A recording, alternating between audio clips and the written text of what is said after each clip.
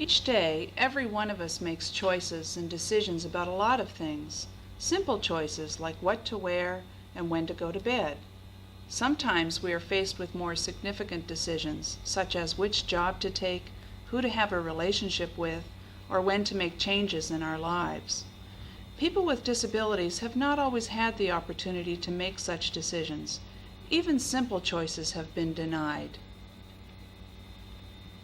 Self-directed personal services is the beginning of a little systems change in New York State, in that it is a consumer-directed home care program, and the legislation, the name of the legislation is Consumer-Directed Personal Assistance Program, often referred to as CDPAP. Okay. It began, actually, the first project began in 1980, believe it or not, by a very radical group of disabled individuals in New York City who were very medically involved. Portable ventilators and trachs and so on these people had. And they were unhappy with their services. Said they had no control over who was coming into their home, whether that person was compatible to them, liking and disliking the kinds of things they liked, whether they had no control over whether the agency was going to schedule somebody to come into their home. That was another thing. Some days they would be left stranded. The other thing that they complained about was that they couldn't live their lifestyle because the agency would dictate when the aide could come into their home and get them up in the morning. And if the person, for example, wanted to get up at 7 o'clock in the morning, the agency often would say, no, you can't until 9 o'clock. They would have to go to bed early. This was another huge complaint. It was difficult for the traditional home care agencies to find someone to work in the evenings, so most people went to bed by 4 p.m. in the afternoon. To me, that's a serious health issue, I think. So they complained about these things and said they wanted things to be different.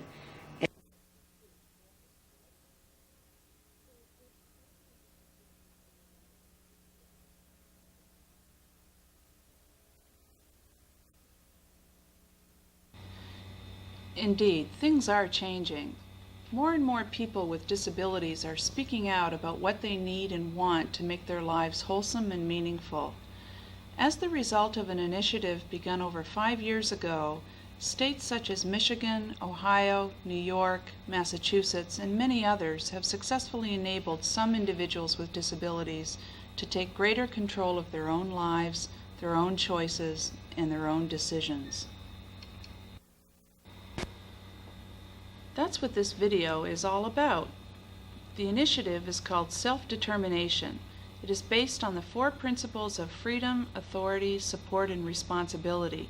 It is not a model or a program, but a way of exploring ideas, thinking of new opportunities, and engaging in planning. And I've been coordinating our effort to implement the Self-Determination Initiative in Central New York for the last several years.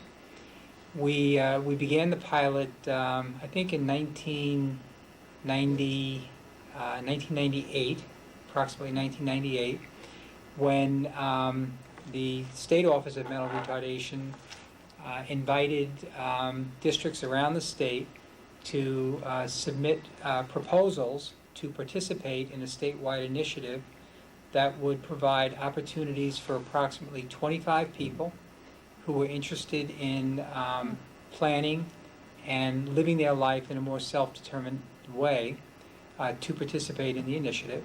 We applied and we were selected, and we had the opportunity to identify 5 consumers from the area, from the Central New York area, to participate in the pilot, which is what we did. And the way we did it was we sent out a very simple announcement describing very briefly what we understood self-determination to be at the time, and we sent it out to a mailing list of service coordinators, families, self-advocates, and we invited anybody that might have an interest to respond with a a very simple proposal describing a little bit about themselves, a little bit about their hopes and their dreams and what it is that they'd like to do with their life, and a statement as to some of the obstacles that they might be experiencing in accomplishing their dreams, and identify people in their life who were interested and committed to work with them. Later we call that group a circle of support. And to send this information to us. And we received, I think, maybe a dozen applications of interest in that first round. We had appointed a steering committee that was made up of myself, several self-advocates, parents, voluntary agency staff, the ombudsperson, and a few interested staff from the district who screened the applicants both on paper, and we met with them face-to-face. We met with their service coordinators, we met with members of their circles, and we ultimately selected 5 people for the pilot. And we were off. To be perfectly honest with you, at the time, we knew very little about what we were getting ourselves into. And for a long time, the focus, and I think even to this day, the focus on self-determination really stayed around funding, how things would be paid for. And we spent a lot of time fretting and worrying about whether or not there were ways of providing more flexibility with funding.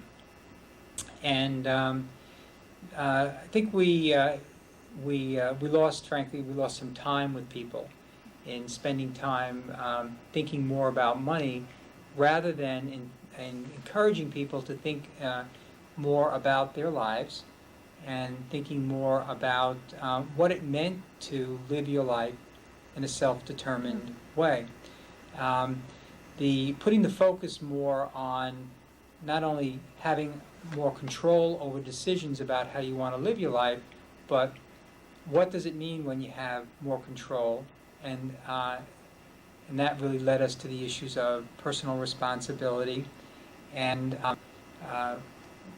what are the range of resources available for excising that responsibility, only one of which was public funding. So we went from how are we going to pay for all of this, and you can have anything you want, just tell us what your dreams are, to people saying, encouraging people to think more in terms of what does it mean to live your life in a self-determined way. What a great question. What does it mean to live your life in a self-determined way?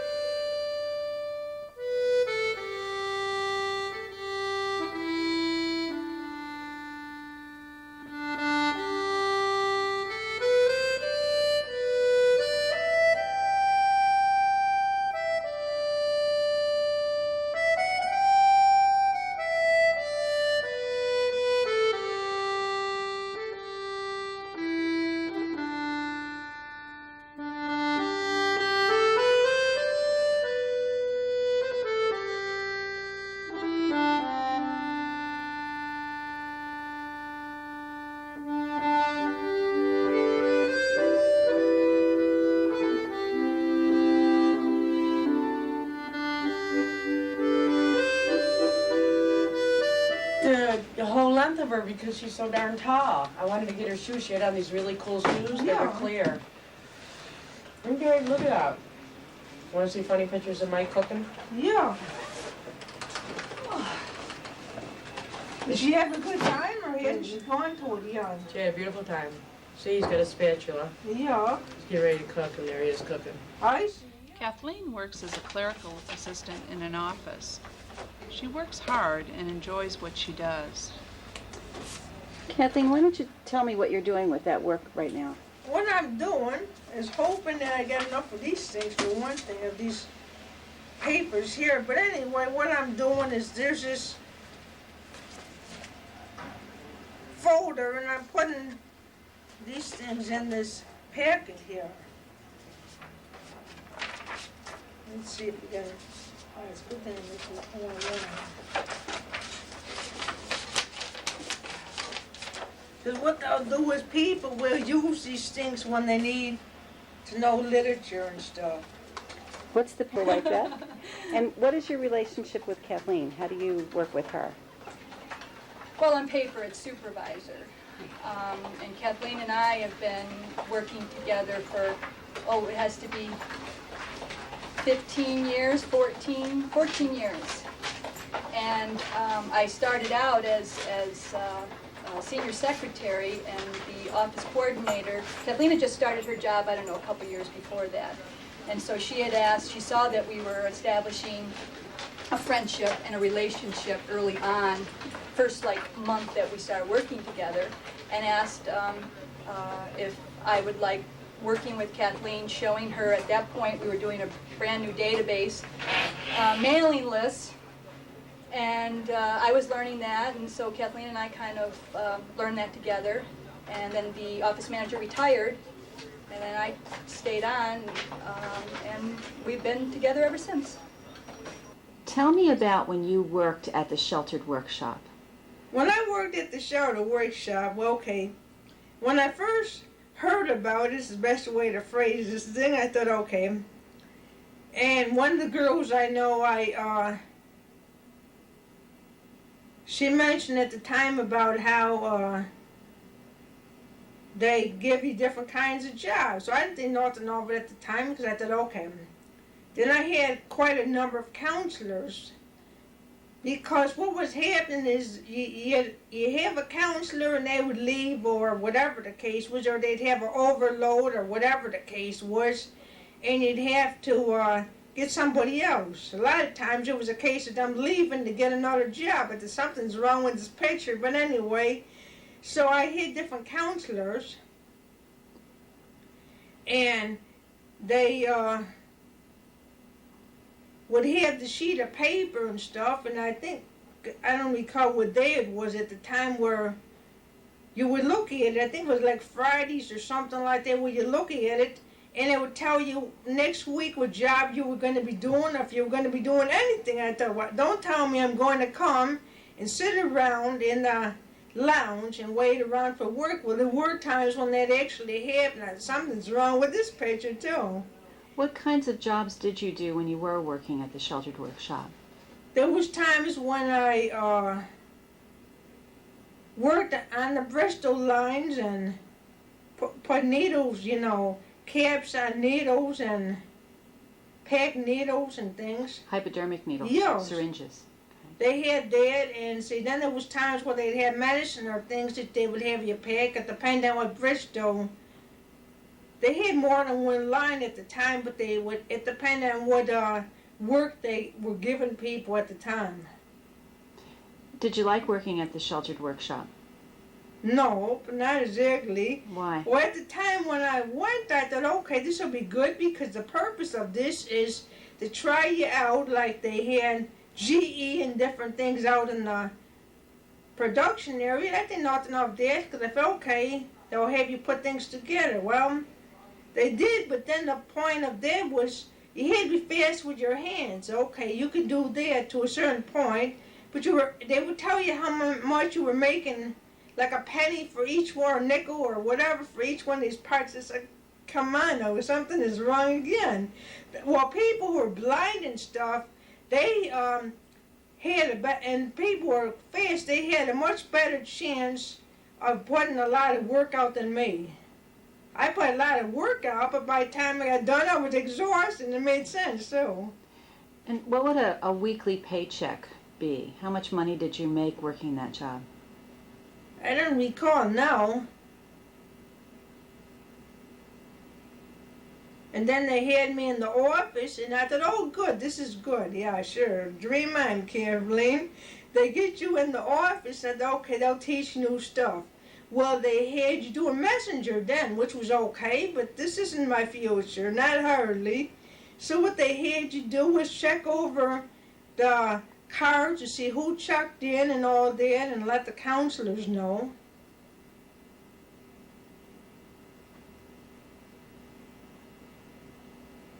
And I think there was a piece of paper or something that would have you let them know, or I don't recall how that part went, but now in the office part, I thought what they'd have you do is teach you new skills, like secretarial and reception and so on. They had people doing it, but they never had me scheduled to do that kind of stuff at all.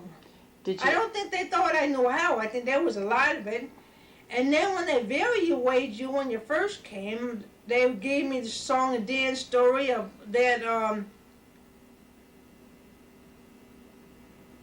some things I was strong in and other things I was weak in. Okay, now if there was something that was weak in, what they should have done is explain and try to help you so you could get stronger in it, but they didn't. Why do you think they didn't do that? I'm not really sure either. And then they had me do a security guard job, which was, you were outdoors and you had to make sure people weren't going to go in the gates and stuff. That was okay at the time, but that wasn't going to be my future, not hardly. What did you want your future to be? Working in the office, doing office kind of work. Now what I like to do is get where you can learn more about the computer field. And there are, there are jobs, yeah, there are places where you can learn it, like school and stuff, but I'm not sure when I'm going to do that. You were telling me a few weeks ago your life seems pretty busy right now. You work and you're bowling, and what else do you do besides coming to work? Let's see, what do I do? I don't do it now, but what I was doing before, I'll do it again probably in the fall with square dance. I used to do that with my parents, and finally they gave it up, and well, time went on. I got to get back into this thing or something, because I liked it, so I did. And what else do I do? I go out with my girlfriend. Sometimes we go to the movies. Like tonight, we're going to the movies. We're going to go see the worst that can happen. It should be good because it's supposed to have to do with a comedy kind of a movie, and I like those kind of movies. They're funny. Kathleen has arrived at a life that suits her because, with the support of her family and friends, she has made her own choices. It has not always been easy for people with disabilities to make choices, especially such self-directed ones.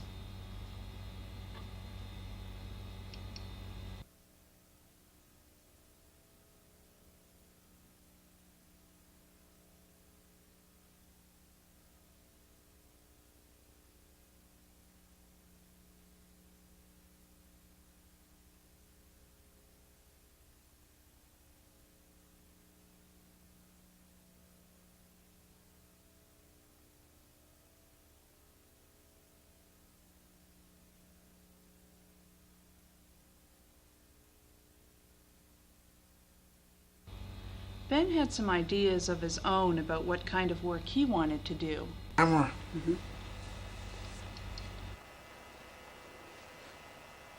What do you want to say? Scarves. Like, You want to say anything about your work? say about your work, I'd say. What would you like to say about your work? By the wood. What kind of wood do you want to buy?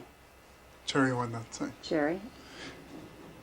What do you want to make with the cherry wood? Tables, I'd say. Okay. Big tables, small tables? What kind of tables? Big tables, I'd say. Sabrina. Any When Ben was finishing high school, he volunteered at a local library. He had a variety of tasks that he learned to do as part of his transition plan. The expectation was that after graduation he would be hired as a library assistant. Despite assurances, this never happened. After 2 years of waiting, Ben finally quit his volunteer job. After that, he accepted a number of volunteer placements arranged by a local agency that supported him. He volunteered at a food bank. He didn't choose to do this. It was arranged for him. When asked what he really wanted to do, much to everyone's surprise, Ben said that he wanted to build things out of wood. He wanted to use power tools. Self-determination is all about having the freedom and authority to make such decisions, and knowing these choices will be respected and valued. It took about 6 months, but Ben learned how to safely use the necessary equipment to build furniture. He invited his sister, Penny, who had been trained as a roofer and construction worker, to work with him. She said, sure.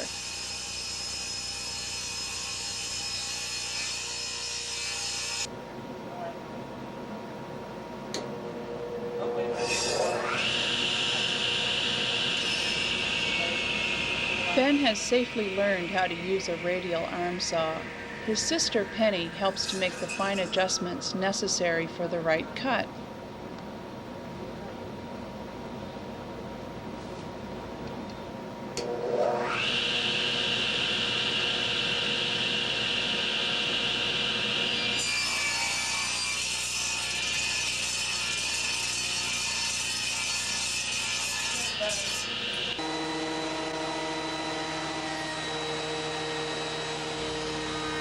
Ben uses a planer to get the boards to just the right thickness.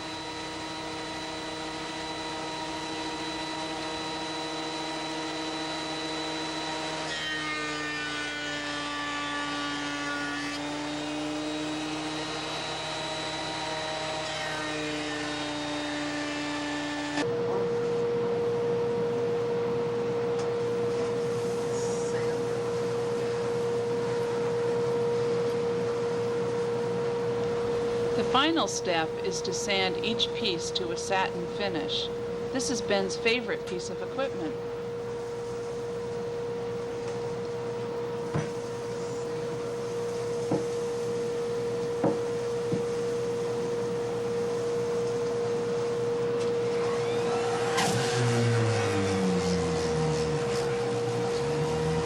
A few coats of polyurethane and these tables made of oak or cherry will be ready for sale.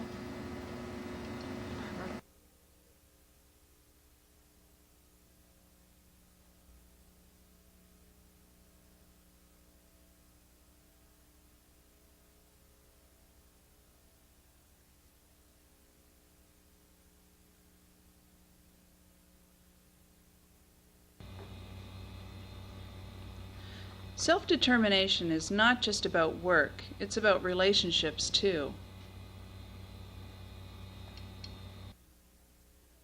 I pledge my faith and trust. Receive it as a symbol of our endless union and our unbroken love.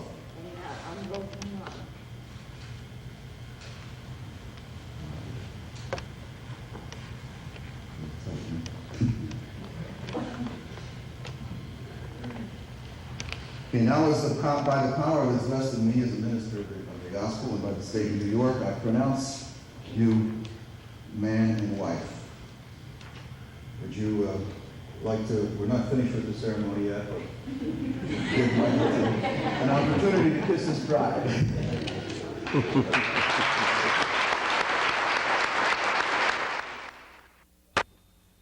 Lori and Michael have been married for almost 8 years now. They own their own home. I said we have very good neighbors. They come in and check on us quite a bit. You know. Tell me a little bit about the staff arrangement. What do you have in terms of I'll staff? let Michael deal with that. Well, what we do is, well, as you know, we bought a two-family house, and we did that on purpose because my 40-hour aide that works with me, him and his family live right upstairs, and we did that on purpose. So that way, for example, when the electrical boxes went out, he was here when it went out, and that's one of the reasons why we did that, is because that way if there was any real problems, you know, they could help us. And what's good about it is they don't hire our staff for us. We do it ourselves, and I have 49 hours of aid service, and I can use those hours any way that I see fit. I can use them any way. So if I don't want to use them all today, I can take whatever I got left over and use it tomorrow. Or, or in case you go on vacation or something like that. So we have control of the other thing that we don't deal with, because I didn't want to, is the paperwork in terms of like the paychecks and the insurance. I didn't want to deal with that. I deal with the time sheets, but that's it. That's all I want to deal with. From a large family, because I was adopted at the age of 7. I grew up in a foster home, and my foster mother decided to adopt me at the age of 7. I have 7 brothers and sisters from my adopted family. I grew up in a home out in the country by Green Lake State Park. And I went to regular school. I was always mainstream from kindergarten up until high school. Before going into kindergarten, I spent 2 years at the United Cerebral Palsy Center for therapy and speech therapy and such. Backing up a little bit, when I was 2 years old, when I went to foster care, the doctor told my foster mother that I would never walk or talk or do anything. And she believed that I had more dignity than that, to just be a vegetable all my life. So she worked with me all these years to, as a young child and a young girl, to make me independent. She taught me how to walk and talk. And she always encouraged me to go on to school and college, and I did that. I graduated from 3 colleges. I have a 2-year degree from OCC, a 4-year degree from SUNY Geneseo. I have a master's degree from SU. It hasn't always been this good for Michael and Lori.